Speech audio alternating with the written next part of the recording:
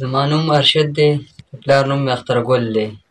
سهار وختي کار راتلم او پولیس والا راغی موبایل او زه اوچت شوم تاڼۍ ته یې بوځم.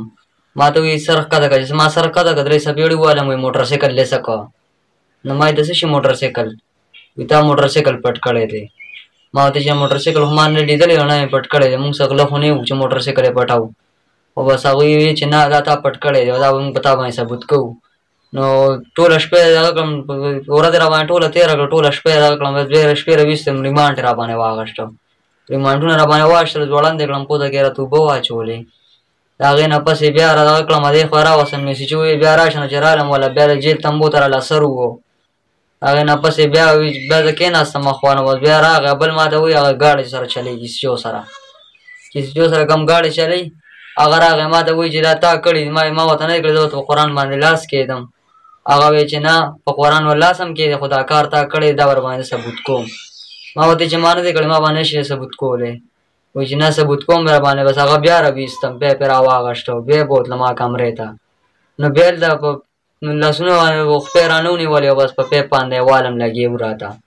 نو بس د هغې نه پس چې ماسخوتن شو، ټول 2 ورځې مې راباندې تېرې کړې او ماسخوتن یې بیا په بله شپه باندې راپرېښودم.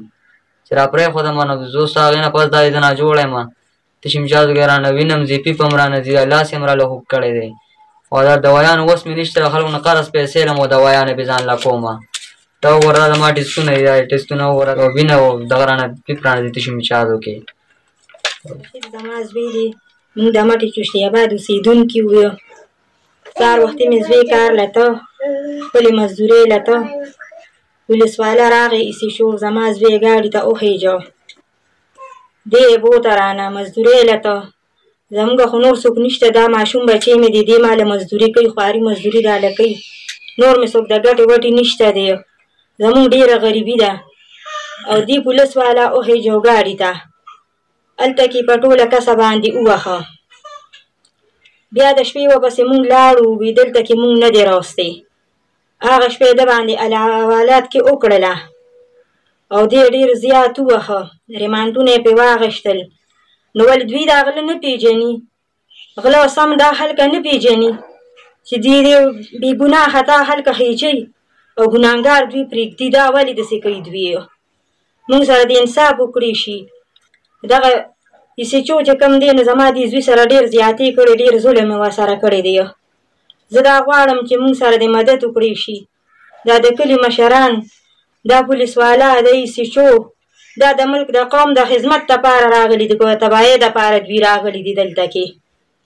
دا خو په کار دا دی چې دا ماشومان بچي دي چې دوی پرې خیال ساتلی.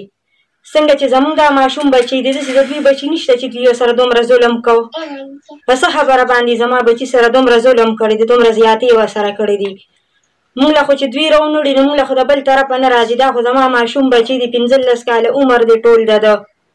او زمونږ خدای ته کاته دي او دوی ته هم کاته دي چې دې ظالمانو تلاشي اخیسته چې ته سره جیب کې څو هغې هم ترېنه اخیستي دي.